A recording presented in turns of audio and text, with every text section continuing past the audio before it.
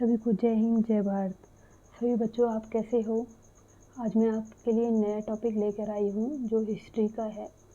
हमारा फर्स्ट है कि प्रमुख ऐतिहासिक ग्रंथ।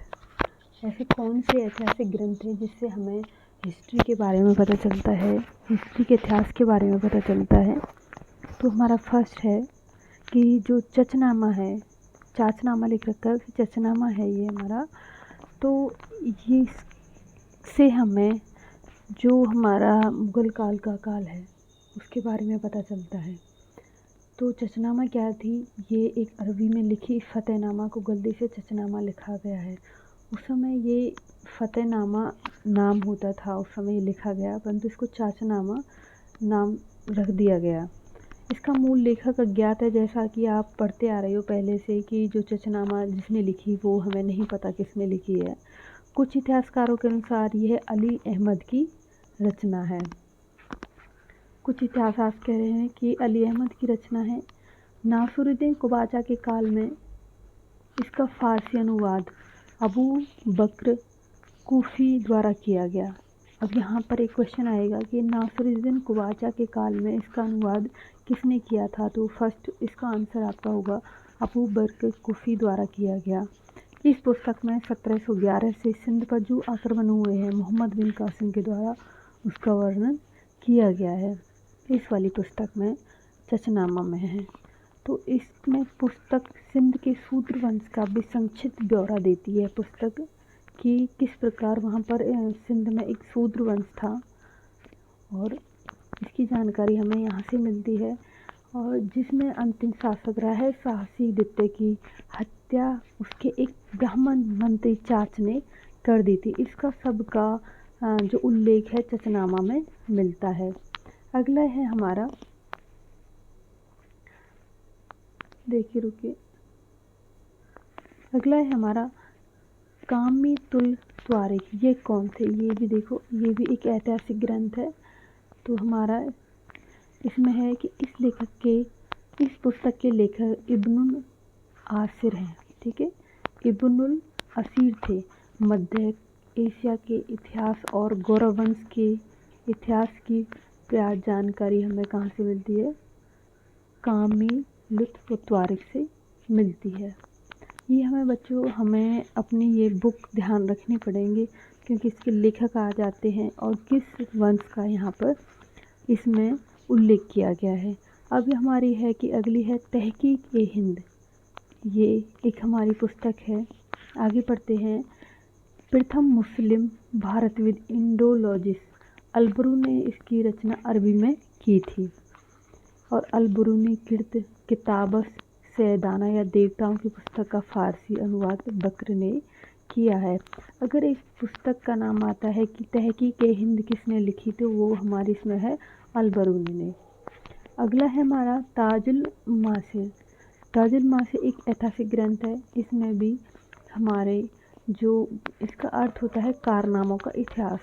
यह जो ताजुल मासिर है हसन निजामी द्वारा फ़ारसी में लिखी गई यह पुस्तक दिल्ली सल्तनत का प्रथम राजकीय इतिहास है। अगर आपसे क्वेश्चन पूछा जाता है कि दिल्ली सल्तनत का राजकीय जो इतिहास है वो कौन सी बुक में है, तो आपको ताजुल मासिर लिखना है, और जो हसन निजामी के द्वारा फ़ारसी में लिखी गई।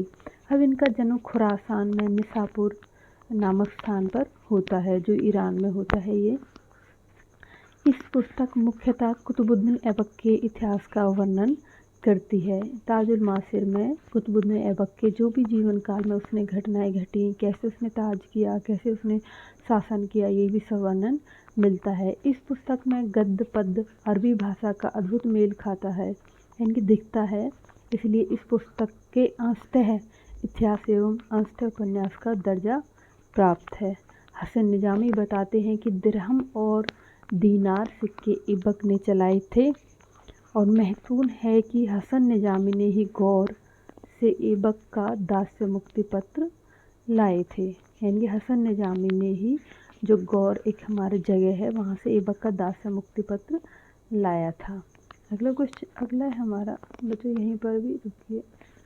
हाँ, एक हमारी ऐतिहासिक ग्रंथ है मिनहाजुद्दीन सिराज।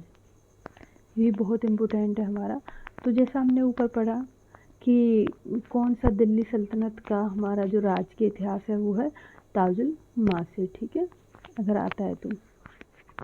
अगला है हमारा, देखो, मिनहाजुद्दीन सिराज। ये भी बहुत इम्पोर्टेंट है हमारा बच्चों, कि इसका जन्म होता है 1193 में, यानी कि 1193 में होता है।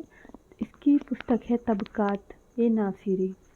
फारसी में रचित यह पुस्तक गौरी के भारत विजय का प्रत्यक्ष विवरण उपलब्ध कराता है। जो तबकात ए नासिरी है ये मिनहाजुद्दीन सिराज के द्वारा लिखी गई है और इसमें गौरी के विजय का प्रत्यक्ष विवरण उपलब्ध कराता है। इस पुस्तक 1260 में ये पूर्ण हुई और कुल इसके अध्याय हैं, जो तबके कहते हैं अध्यायों को। इसकी संख्या 23 है।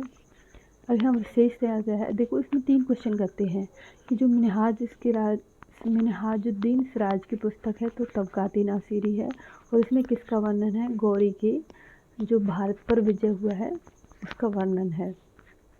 कब पूरी हुई, 1260 में। अब विशेष क्या है इसमें, मिनहाजुद्दीन इस समय मिनहाज युद्ध के समय उपदेश तजही देने का भी कार्य करते थे। जैसे उपदेश देते हैं यहाँ पर, तो उसका भी काम करते थे युद्ध के समय, उनको सलाह देना, उनको किस तरह से युद्ध करना चाहिए, इस प्रकार। इस कुल 3 बार दिल्ली का मुख्य काजी बनाया था। अब आगे है, मिनहाज को कुबाचा ने सिंध के मदरसा ए फिरोज का आचार्य बना दिया। यहीं से वह 1228 में इल्तुतमिश के पास गया। देखो कितना इम्पोर्टेंट है ये मिनहाजुद्दीन सिराज। इसमें हमारे गौरी का भी वर्णन किया गया है। इसमें जो कुबाचा ने सिंध पर मदरसा ए फिरोज का आचार्य बनाया गया इसको, और यह 1228 में इल्तुतमिश के पास आया। मिनहाज दिल्ली की जामा मस्जिद में प्रभावशाली वचन देते थे, जिसकी प्रशंसा कालांतर में निजामुद्दीन औलिया ने की है। ठीक है बच्चों, अब बहुत इम्पोर्टेंट है, 1235 ईस्वी ने मिनहाज को दिल्ली का मुख्य काजी बनाया। कुछ समय पश्चात इन्होंने त्याग पत्र दे दिया और 2 वर्ष पश्चात ये बंगाल चले गए हैं। वापस आने पर ये नासरिया मदरसे का प्राचार्य बने, अध्यापक बने, और सुल्तान नासिरुद्दीन महमूद ने इसे मुख्य काजी बना दिया। ये बहुत ही मतलब विद्वान होंगे, जब तो इनको काजी और ये सब बनाया जा रहा है। अब हमारा मिनहाज इतिहासकार के साथ कवि भी है, क्योंकि ये कवि भी थे। अगला है हमारा, इस पुस्तक में इनके द्वारा रचित पदों का भी उन्हें मिलता है। और सर्वप्रथम मिनहाज ने ही व्यापारिक हमारा है, इसमें व्यापारिक वस्तुओं पर कर प्राप्त करने के लिए स्थापित चौकियों का उल्लेख किया है।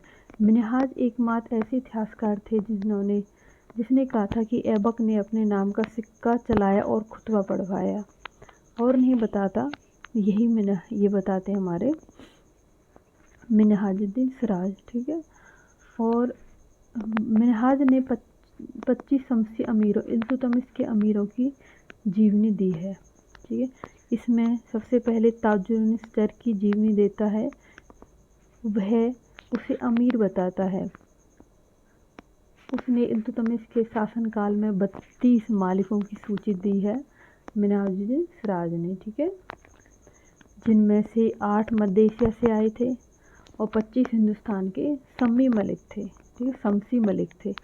मिनहाज ने इल्तुतमिश को अर्थशास्त्री तथा नासिरुद्दीन महमूद को दिल्ली सल्तनत का सबसे आदर्श सुल्तान घोषित किया है। यहाँ पर देखो ये भी क्वेश्चन बन गया कि मिनहाज ने इल्तुतमिश को अर्थशास्त्री कहा है तथा नासिरुद्दीन महमूद को दिल्ली सल्तनत का सबसे आदर्श सुल्तान घोषित किया है। यही क्वेश्चन बन जाता है यहीं पर। और मिनहाज ने अपनी पुस्तक में नासिरुद्दीन महमूद आश्रयदाता को समर्पित की है।